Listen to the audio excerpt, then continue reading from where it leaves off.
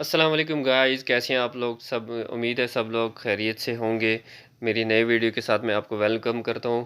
मेरे काफ़ी दोस्त मुझे कह रहे थे कि आप DS-160 फॉर्म हमें फ़िल करके बताएं, तो मैं इस नई वीडियो के साथ हाज़िर हूं। ये उन लोगों के लिए जो अमेरिका जाना चाहते हैं non immigrant visa B1 B2 के लिए। इसमें मैं आपको कंप्लीट स्टेप बताऊंगा और साथ साथ वीज़ा फ़ीस भी बताऊंगा, ठीक है। और कम्प्लीटली आप एंड तक देखेंगे तो सब कुछ समझ आ जाएगा। DS-160 फॉर्म भी और साथ साथ वीज़ा फ़ीस कैसे सबमिट करते हैं और AEG ट्रैवल सर्विसेज कैसे जाते हैं, ये सारी चीज़ें मैं आपको बताऊंगा। तो ये मैं आपको बताता हूँ। देखें, इसमें वीडियो में मैं आपको बताऊंगा कि नॉन इमिग्रेंट वीज़े के लिए एप्लीकेशन कैसे सबमिट होगा, डॉक्यूमेंट्स क्या क्या चाहिए, पासवर्ड, रिज्यूम, ये सारी चीज़ें। और सबमिट ऑनलाइन सबमिशन के लिए आपको मालूम ही होगा कि कोई फ़ीस नहीं होती है, ठीक है। फॉर्म फिल हो जाए उसके बाद आपको एक जनरेट करना पड़ता है चालान, जो कि बहुत से लोगों को मालूम नहीं होता। तो चलें गाइस, वीडियो स्टार्ट करते हैं। जी, तो सबसे पहले आपने गूगल खोल लेना है। इसमें आपने लिखना है US एम्बेसी वीज़ा, ठीक है। तो क्रोम से आप ओपन कर लेंगे, आपके पास ओपन हो जाएगा। पहले वाले को आप क्लिक कर दीजिएगा तो इनकी ऑफिशियल वेबसाइट ओपन हो जाएगी। ये हमारे पास इनका मेन्यू खुल गया।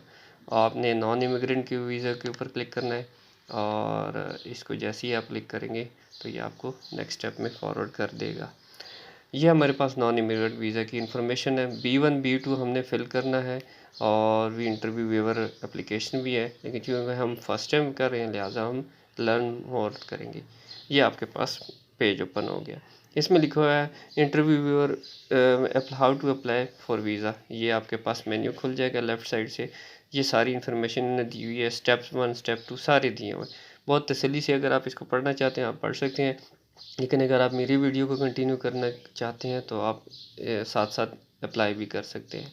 इसमें इंटरव्यू वेवर प्रोग्राम भी है उनके लिए जिनका ऑलरेडी एक्टिव है, और वो सिंपल अप्लाई करेंगे तो वेवर उनका हो जाएगा।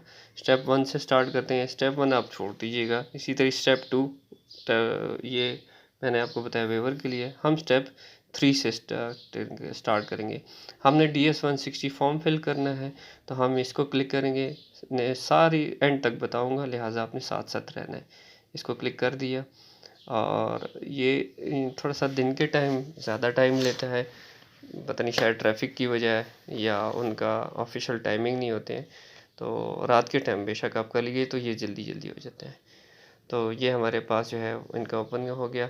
आपने कंट्री सेलेक्ट कर लेनी है, पाकिस्तान सेलेक्ट करिए, तो ये थोड़ा सा फिर रिफ़्रेश होगा। रिफ़्रेश होने के बाद आपके पास ये दोबारा पेज ओपन हो गया। आपने कैप्चा कोड दे देना है और उसके बाद start a new application click कर देना है। तो ये आपके पास फिर दोबारा रिफ़्रेश होगा। जैसे आपको बताया ये दिन के टाइम थोड़ा टाइम लेते हैं, रात के टाइम वो करेंगे तो जल्दी हो जाएगा। ये आपके पास ओपन हो गया। तो सबसे पहले आपने इस इनकी इंस्ट्रक्शंस को पढ़ लेनी है। जैसे ही आप एग्री करेंगे ये दोबारा रिफ़्रेश होगा।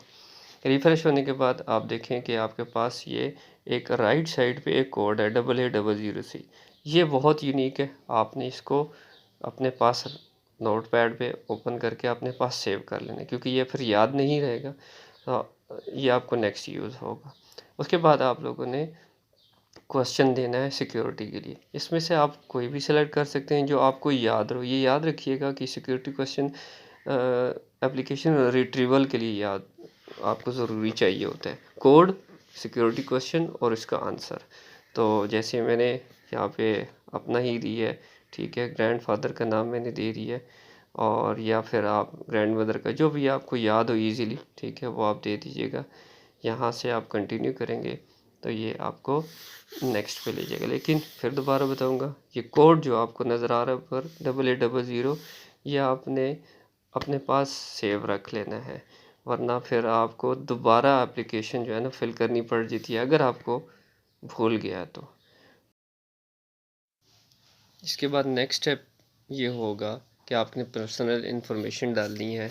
ये आप सबको बड़ी तसल्ली से डालनी है, ठीक हो गया। फर्स्ट नेम हो गया, लास्ट नेम हो गया, ये सारा मेन्यू आप पढ़ लीजिएगा। रिलीजन लिख लीजिएगा, ठीक है। मैरिटल स्टेटस लिख दीजिएगा, और नीचे हो गया आपका डेट ऑफ बर्थ वगैरह हो जाएगा, ठीक है। मैंने ये सारी अपनी डाली इन्फॉर्मेशन ताकि एग्जैक्टली जो है ना वो मैच हो जाए। सिटी आप दे दीजिएगा, प्रोविंस आप दे दीजिएगा और कंट्री फिर वही पाकिस्तान दे दीजिएगा। इसके साथ बेशक अगर साथ साथ सेव करते हैं ठीक, नहीं तो नेक्स्ट कर दीजिएगा ताकि नेक्स्ट मेन्यू में हम जा सकें। ये बड़ी तसल्ली से आपने फिल करना है। उसके बाद हम आ जाते हैं पर्सनल इन्फॉर्मेशन 2 पे। लेफ़्ट साइड पे आप मेन्यू में देख रहे होंगे, ठीक है। कंट्री आ जाएगा आपके पास। उसके बाद अगर आपका कोई मतलब कोई और नेशनलिटी आप हेल्ड करते हैं तो वो लिख दीजिएगा। ये सारे मेन्यू आप येस नो कर दीजिएगा। ये आपका CNIC नंबर आ जाएगा। सोशल सिक्योरिटी नंबर ज़ाहिर सी बात है अमेरिकन कैंडिडेट के लिए होता है, तो हमारे पर अप्लाई नहीं होगा, तो आप डू नॉट अप्लाई करके नेक्स्ट कर दीजिएगा। उसके बाद नेक्स्ट स्टेप में हमारे पास आ जाएगा ट्रैवल इन्फॉर्मेशन, ठीक है। तो इसमें आप लिख दीजिएगा कि आपने किस तरह जाना है, ठीक है। ये ऑप्शंस हैं जो मैंने सेलेक्ट किए हैं, वो आप अगर वो यूज़ कर सकते हैं तो ठीक। अगर आप कोई अपना पर्सनल कोई यूज़ करना चाहते हैं जो आपको बेहतर पता होगा, आप वो कर लीजिएगा। तो ये उसके बाद आपका ट्रैवल प्लान हो गया। अगर आपको एग्जैक्टली मालूम है तो वो दे दीजिएगा, नहीं तो आप इसमें टेंटेटिव भी डाल सकते हैं, दिन डाल दीजिएगा। उसके बाद आप ये सारी इन्फॉर्मेशन जो एड्रेस आप जिस जगह जाना चाहते हैं वो लिख दीजिएगा। उसके बाद आप नेक्स्ट कर दीजिएगा। फिर उसके बाद नेक्स्ट स्टेप में आपके पास आता है ट्रैवल कंपेनियन इन्फॉर्मेशन। आप अकेले जाना चाहते हैं या किसी को साथ लेकर जाना चाहते हैं, यस नो जो भी ऑप्शन है वो आप कर दीजिएगा। यस करेंगे, नो करेंगे तो वो आप सेव कर दीजिएगा, ठीक है। इसके बाद नेक्स्ट स्टेप में हमारे पास जो आएगा, ये सारे लेफ़्ट साइड में आपको मेन्यू नज़र आ रहे होंगे जो स्टेप बाय स्टेप है।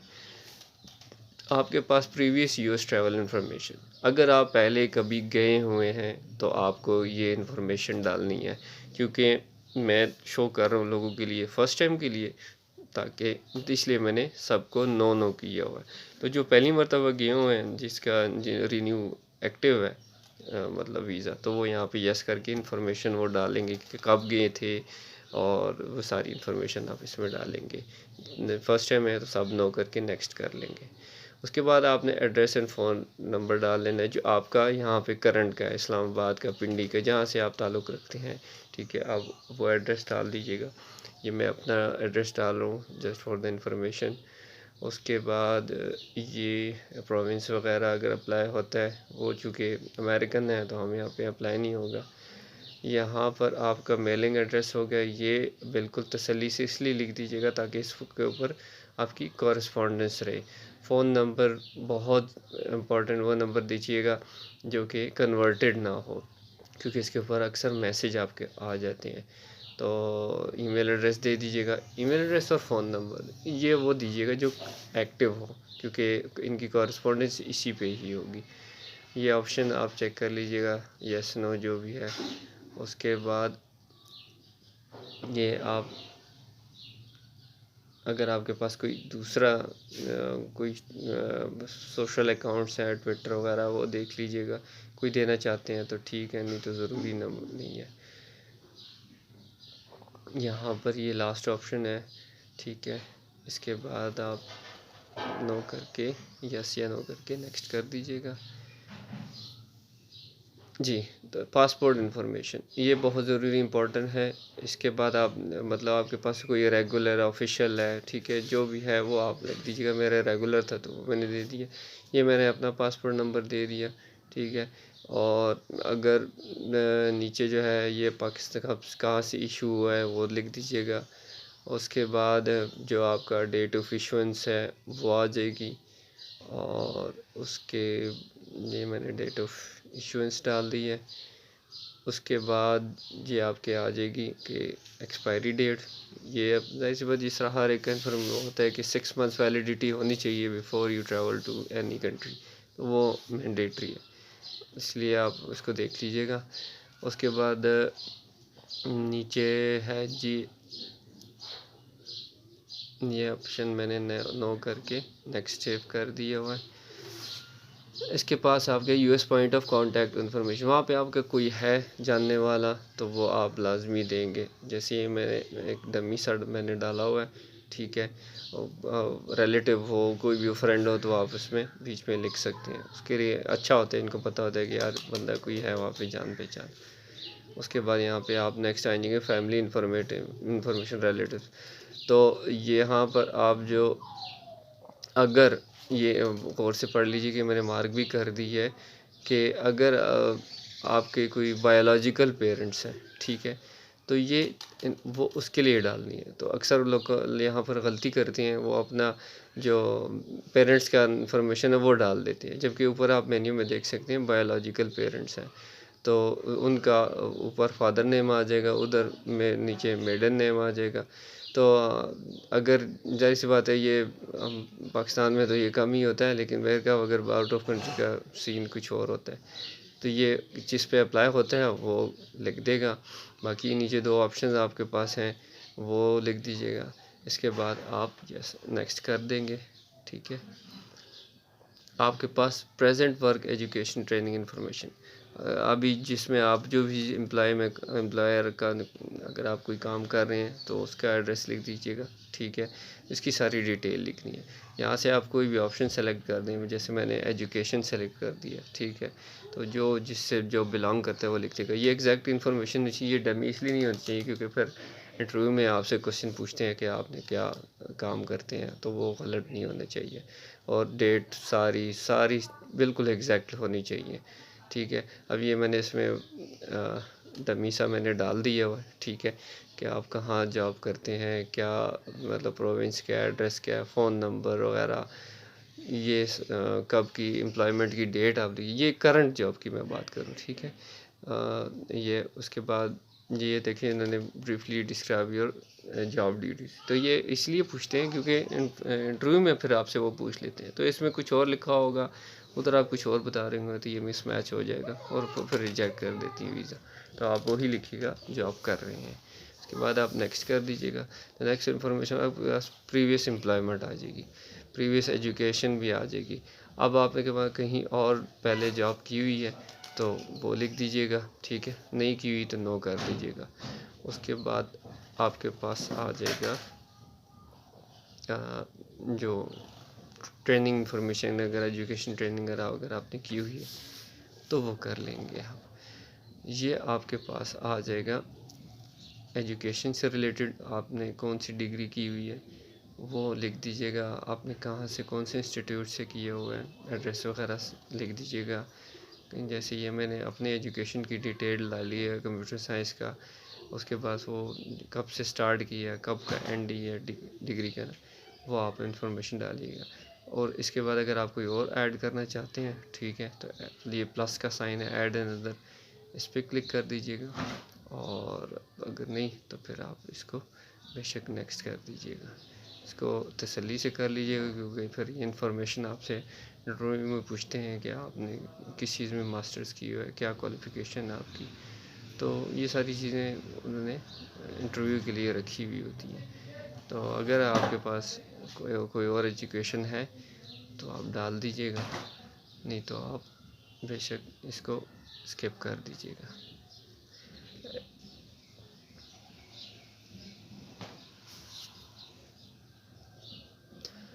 अब आपके पास इंग्लिश प्रोफिशेंसी आ जाएगी, या कोई भी लैंग्वेज आपके पास है, स्टार्ट आप इंग्लिश से कर दीजिएगा, सेकेंडरी उर्दू कर दीजिएगा, थर्ड अगर आपकी कोई और लैंग्वेज है तो इसको आप ऐड एंड अदर कर लीजिएगा, ठीक है। बाकी ये सारी में आप चेक कर लीजिएगा।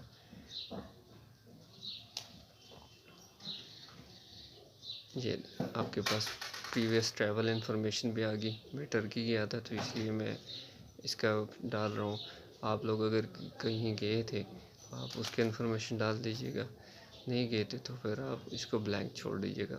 ऐड एंड अदर करेंगे तो आपके पास दूसरे मतलब आप कोशिश कीजिएगा प्रीवियस जो 3 कंट्रीज़ की इन्फॉर्मेशन है वो लाजमी डालिएगा। काफ़ी लोग ज़्यादा ट्रैवल करते हैं तो वो लाजमी मेंशन करें। तो ये बाकी नीचे ऑप्शंस हैं वो आप चेक कर लीजिएगा। अगर मिलिट्री से हैं, ठीक है, ये उनके लिए बहुत ज़रूरी ऑप्शंस हैं। अगर आप यस करते हैं तो वो नीचे आपको लिखना पड़ेगा, अगर नो करेंगे तो बस फिर आम सिविलियंस के लिए ये है। ये लास्ट वाला ऑप्शन भी बहुत इम्पोर्टेंट है।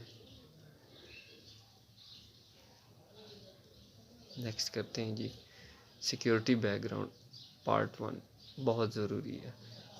इन सिंपल इन शॉर्ट, अगर आपने वीज़ा लेना है तो इन सबको नो करना पड़ेगा, ठीक है, क्योंकि इसमें लिखा हुआ है आप किसी टेररिस्ट एक्टिविटीज़ में तो नहीं रहे, आप कोई टेररिस्ट कोई कंपनी तो नहीं है, तो कोड ऑफ कंडक्ट क्या है, ठीक है, को अग, कोई अब्यूज़, कोई एडिक्ट, कोई इस तरह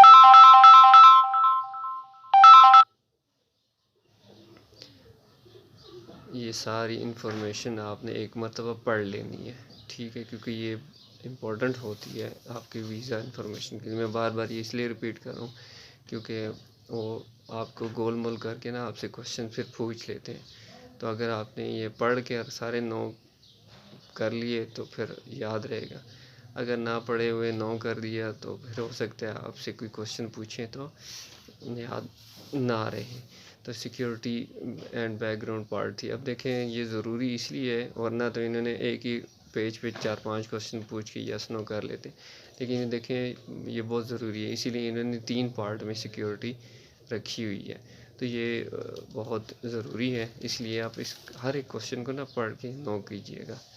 ये देखें सिक्योरिटी बैकग्राउंड पेज नंबर 4 है, तो ये इसलिए इम्पोर्टेंट है कि ये फिर आपसे क्वेश्चनिंग लाजमी करेंगे। ये सारा पढ़ कर, ठीक है, जो ऑप्शन है नो करके आपने सेव कर देना है। ये आ गया सिक्योरिटी बैकग्राउंड पार्ट नंबर 5। तो यहाँ से आप अंदाज़ा लगा लें कि वो सिक्योरिटी को कितना इम्पोर्टेंस दे रहे हैं। तो इसलिए इन क्वेश्चन को रीड करने के बाद ही आप ऑप्शन सेलेक्ट कीजिएगा, फिर सेव कीजिएगा ताकि आपको याद रहे। यहाँ पर मोस्ट इम्पोर्टेंट पिक्चर अपलोड करने, इसमें बड़े मसले मसाइल आते हैं क्योंकि आपकी जो है वो पिक्चर सही नहीं होती है तो ये आगे एक्सेप्ट नहीं करता। मुझे काफ़ी टाइम लगा था क्योंकि पिक्चर नहीं सेट हो रही थी। तो फाइनली आप की जो अच्छी पिक्चर है वो लगा दीजिएगा, ठीक हो गया। इसमें दिया भी हुआ है कि क्या रेजोल्यूशन होनी चाहिए। तो पिक्चर क्वालिटी स्टैंडर्ड आप इसको क्लिक करेंगे तो आपको स्टैंडर्ड भी शो कर देगा। चूज़ फाइल करें, आपकी जो भी पिक्चर है वो डालें, ठीक हो गया। और आप इसके बाद नेक्स्ट करेंगे तो अगर वो पिक्चर क्वालिटी ओके हुई तो ये देखें वो आपको स्टैंडर्ड पे बताएगा कि ये ओके है। अगर नहीं हुई तो वो फिर आपको एरर दे देगा कि रेजोल्यूशन ठीक नहीं है या हैवी फाइल साइज़ आपने लगा दी हुई है। तो इस तरह की इंफॉर्मेशन आपको वो एरर मैसेज दे देगा। कंफर्म फ़ोटो जी, ठीक है कि यही आपकी फ़ोटो है, ठीक है। अगर आप चेंज करना चाहते हैं तो चेंज कर लीजिए। ये आपकी सारी इंफॉर्मेशन ओके होगी, मतलब यहाँ पे आपकी DS-160 फॉर्म कंप्लीट हो जाता है। सारी देखें पर्सनल इंफॉर्मेशन, ठीक है, ईमेल एड्रेस सारी देखें, स्क्रॉल करेंगे पासपोर्ट इंफॉर्मेशन, अगर ये ओके है तो इसके बाद आप सेव कर दीजिएगा ताकि साथ साथ आपको याद रहे कि अगर आप चेंज करना चाहते हैं तो एडिट ट्रैवल इन्फॉर्मेशन है, इसको अगर आप एडिट करना चाहते हैं वो एडिट कर लीजिएगा। अगर आप समझते हैं कि ये बिल्कुल ठीक है तो सही है, लेकिन ये बिल्कुल तसल्ली से इसलिए पढ़ लीजिएगा, इंसान गलती अगर होगी तो फिर वो मिस इन्फॉर्मेशन के पास चलेगी। जैसे यूएस कॉन्टैक्ट ऑफ इन्फॉर्मेशन, जितने भी पेजेस हमने लेफ़्ट साइड पे सारे एंटर किए हैं तो ये इसकी कन्फर्मेशन है। अगर आप समझते हैं ये ठीक है तो सेव कर लीजिएगा। ये आपके पास इसको अगर आप साथ साथ प्रिंट करना चाहते हैं रख लिए, लेकिन ये याद रखिएगा कि ये आप अपने पास इंटरव्यू में कभी भी नहीं लेकर जाएंगे। ये सिर्फ आपकी इन्फॉर्मेशन के लिए है कि आपको याद रहे कि मैंने कौन सी इन्फॉर्मेशन जो है वो DS-160 फॉर्म में फ़िल किया था। तो ये सारी साथ साथ सेव करके अपने पास रख सकते हैं प्रिंटेबल वर्जन में, लेकिन याद रखिएगा कि आप इसको इंटरव्यू के लिए नहीं लेकर जा सकते। तो सारी एक एक कॉपी करके अपने पास PDF में रख लीजिएगा। अगर आपके पास प्रिंट है तो इन सब का प्रिंट निकाल लीजिएगा, ठीक है। ये देखें इसी तरह वर्क, एजुकेशन, ट्रेनिंग इन्फॉर्मेशन, ये सारी इन्फॉर्मेशन जो आपने DS-160 फॉर्म में फ़िल की थी वो आपको साथ साथ इस पे शो भी होगी।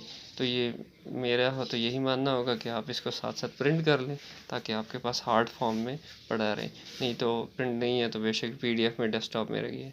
ये आपके पास सिक्योरिटी बैकग्राउंड क्वेश्चन, तो ये सारी इंफॉर्मेशन आपने अपने पास रखनी है ताकि इंटरव्यू में आप जाएँ तो आपको याद रहे। लेकिन ये साइन एंड सबमिट ये लास्ट पार्ट है।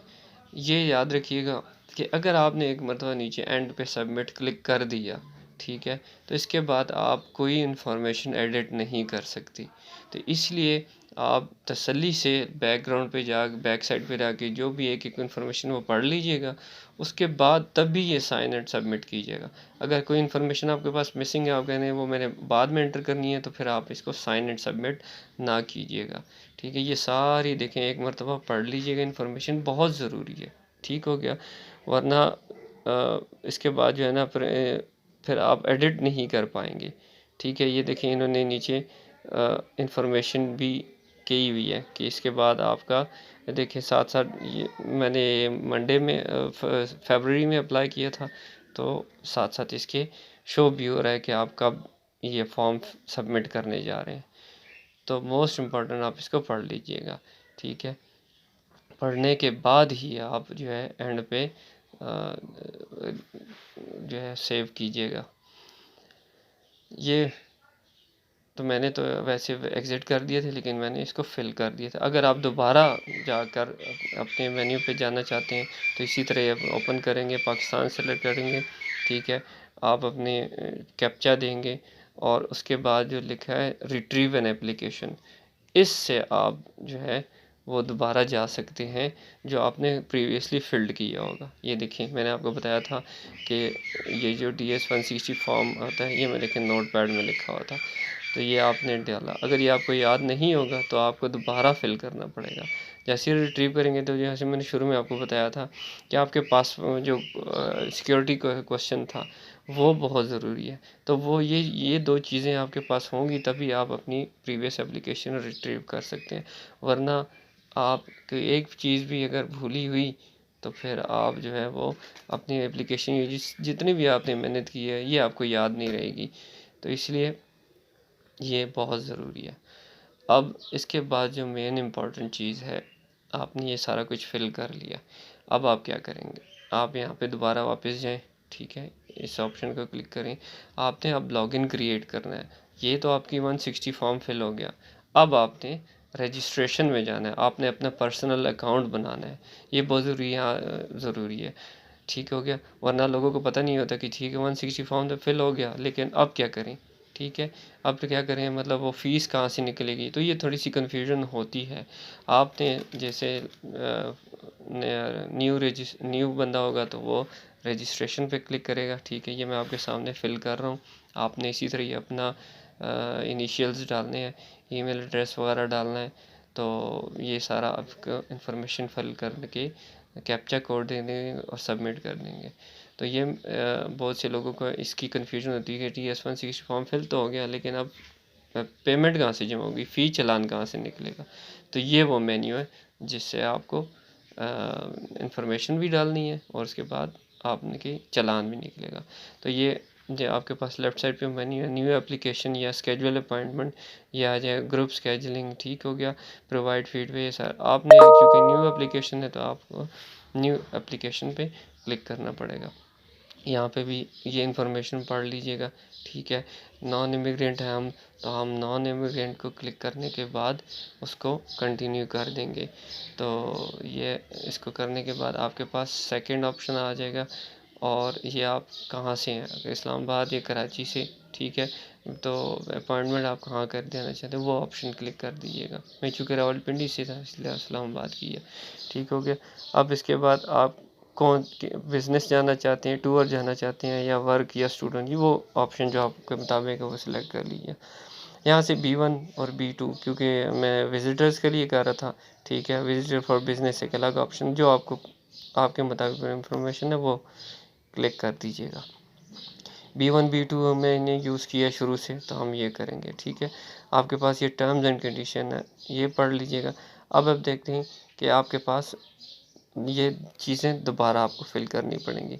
आपके पास आ गया पासपोर्ट नंबर, ठीक है, पासपोर्ट इशुएंस डेट वो जो शुरू में दी थी, ठीक है। आप याद रखिएगा कि आपके पास मिसमैच नहीं होना चाहिए, वरना उनको रिजेक्ट करने में टाइम नहीं लगता।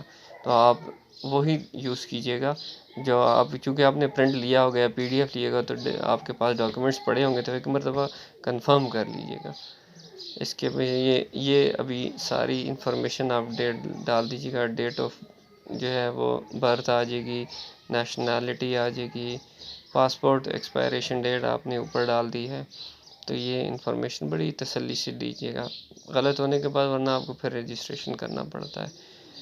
अच्छा, जेंडर आ गया, ठीक है। DS-160 ये देखें, अब वो जो वहाँ फॉर्म आपने नंबर है ना, वो आपने यहाँ पर दोबारा डालना है। ये लिंक होता है बेसिकली, क्योंकि आप यहाँ पर अगर आप ये फर्स्ट टाइम बंदा यहाँ चला जाए यहाँ पे तो वो मांगते हैं, लेकिन रेड कलर में, मतलब ये कि अब ये ज़रूरी इन्फॉर्मेशन है। तो अगर आपने वो फिल किया होगा तब ये आपसे इसको लिंक करने देगा जो आपने 160 फॉर्म फिल किया। फ़ोन नंबर जो है वो आप डाल दीजिएगा, ठीक है। बहुत मोस्ट इम्पॉर्टेंट फ़ोन नंबर और ईमेल एड्रेस। उसके बाद एड्रेस, ये भी आपका ज़रूरी है ताकि आपकी कॉरेस्पॉन्डेंस, अगर आप पासपोर्ट जो है वो थ्रू ट्रैवल एजेंट मंगवाना चाहते हैं तो ये आप लिख दीजिएगा।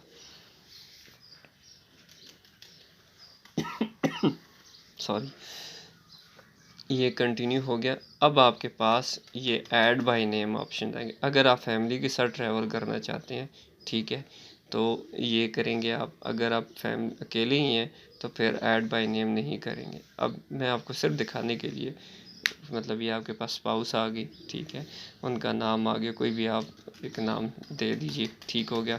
उनका लास्ट नेम, ये सारा कुछ, डेट ऑफ बर्थ। अब इनका DS-160 फॉर्म अलग फिल होगा जिस तरह आपने अपना किया होगा, उनका अलग होगा, और उनका यहाँ से लिंक होगा, ठीक हो गया। यहाँ पे आप देख सकते हैं DS-160 फॉर्म का ऑप्शंस हैं, तो आपने वही देना है जो 160 फॉर्म उनका अलग होगा, उनका अलग जनरेट होगा। इसी तरह अगर आप के साथ आपकी बेटी जाती है, ठीक है, तो DS-160 फॉर्म उनका अलग फिल होगा, और उनका यहाँ पर इसी तरह ही आपने यहाँ पर अटैच करना होगा। मैं दोबारा बता रहा हूँ, DS-160 फॉर्म हर एक का अपना अपना फिल होता है। ये नहीं कि आप एक ही फॉर्म पे अपनी बेटी का भी लिख रहे हैं और वाइफ का भी लिख रहे हैं, उनका अलग अलग होगा। लेकिन यहाँ पर आके सिर्फ DS-160 फॉर्म का कोड देंगे जो 8800 से स्टार्ट होता है, तो वो वहाँ से इंफॉर्मेशन ला कर आपको यहाँ पर ऐड करना होगा, ठीक हो गया। यानी आप एक ही रजिस्ट्रेशन जो ये वाला है उस पर आप 2-3 मेंबर्स का ऐड कर सकते हैं, लेकिन वो 160 फॉर्म हर किसी का अकेला अकेला होगा, ठीक हो गया। ये कुछ ऑप्शंस हैं, ये आप फिल कर लीजिएगा, ठीक हो गया। यस नो कर लीजिएगा। अगर आप पहली मरतबा गए हैं, ठीक है, दूसरी मरतबा जा रहे हैं, ठीक है, तो ये अगर आपके पास वैलिड है, ठीक है, मतलब वीज़ा आपके पास वैलिड है, तो आप वो ऑप्शन भी कर दीजिएगा। B1 B2 आप ये याद रखिएगा, शुरू से हम B1 B2 यूज़ करें, तो ये आप यूज़ कर लीजिएगा।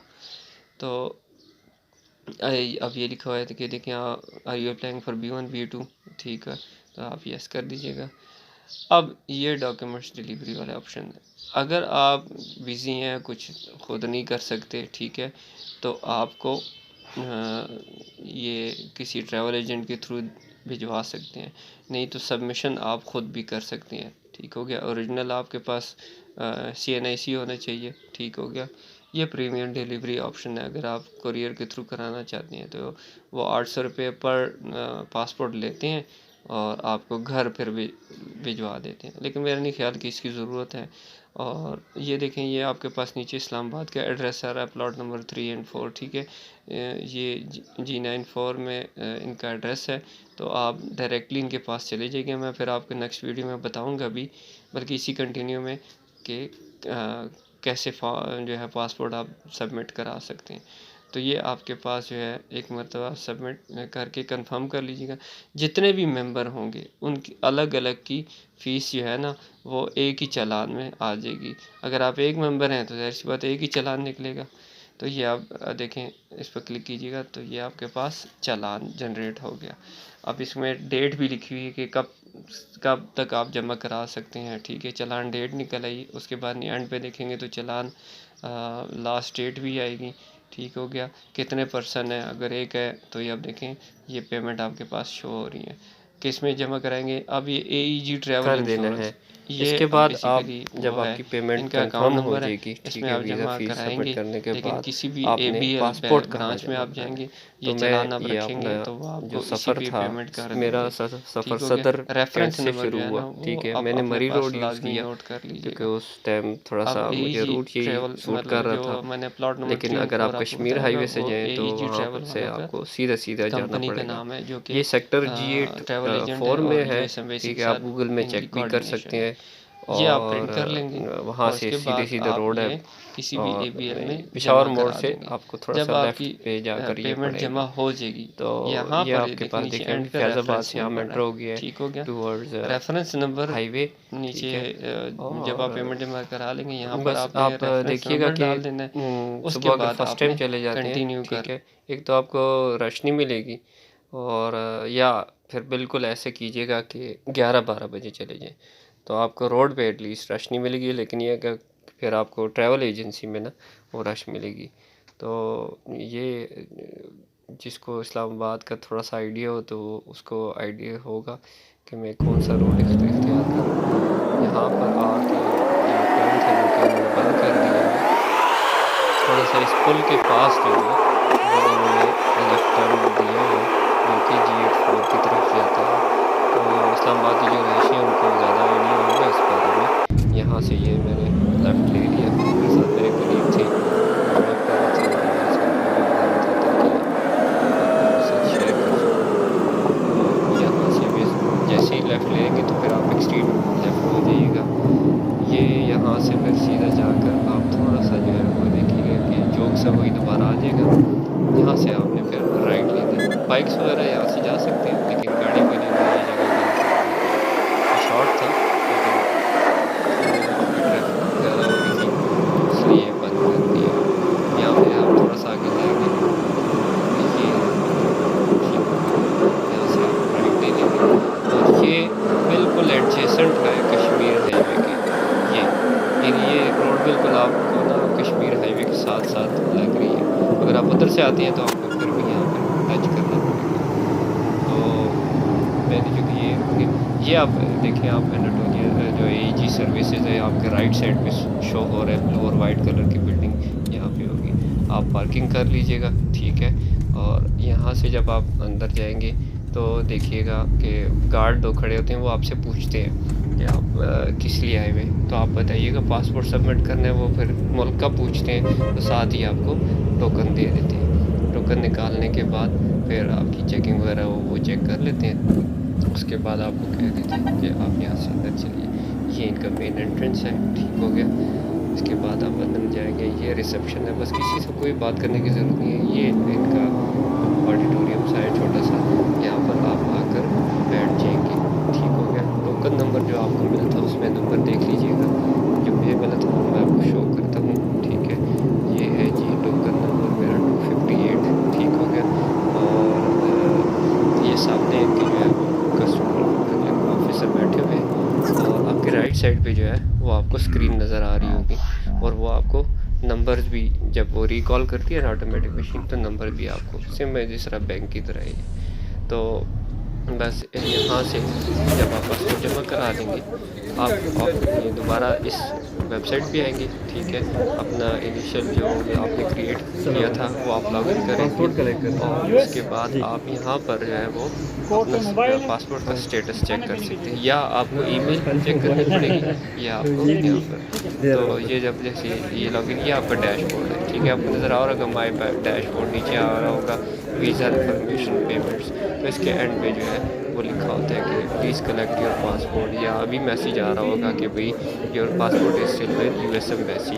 तो ये वैसे तो इन्होंने 3 वीक्स का बोला था और तकरीबन इन्होंने 1.5 महीना लगा लिया। वो डिपेंडिंग अपॉन द रश के कितने लोग जो है ना वो अप्लाई कर रहे हैं, तो रश की वजह से टाइम ज़्यादा ले लेते हैं। तो वैसे जो है वो इन्होंने जो ट्रैवल एजेंट बोला था 3 वर्किंग डेज 3 वीक्स वो टाइम उन्होंने ज़्यादा लगा लिया था। मैंने फरवरी 22 फरवरी की पेमेंट जमा कराई थी, 27 को पासपोर्ट सबमिट हो गया था। लेकिन इन्होंने कहीं जाके अप्रैल के मिड में जो है वो मुझे पासपोर्ट दिया। तो बस ये एक थोड़ा-सा है कि आपको बार-बार चेक करना पड़ता है। मुझे मोबाइल पे कोई मैसेज नहीं आया था और मुझे जो है पासपोर्ट जो जो आपको अगर आप इनको ईमेल भी करते हैं कि भई मेरे स्टेटस का क्या बना, वो बस आपको कहते हैं इज़ इन प्रोसेस और हो जाएगा तो we will let you know बस। अगर आप कॉल भी करें तो यही आंसर आते, तो आपको इंतज़ार करना पड़ेगा। तो जब आपको ये आ जाएगा ठीक है, उसके मैसेज आ जाएगा कि हाँ जी आप कलेक्ट कर लें तो पासपोर्ट आप उसी तरह ये ट्रैवल सर्विसेज ये आप में पासपोर्ट मिल चुके हैं, ठीक है। और आप चेक कर लीजिए एक मरतबा और ये जो है वो वीज़ा लग चुका। So guys thank you so much. I hope मेरी वीडियो आपको पसंद आई होगी। अगर पसंद आ गई हो तो काइंडली सब्सक्राइब कर दीजिए। जज़ाकल्लाह जी, अल्लाह हाफिज़।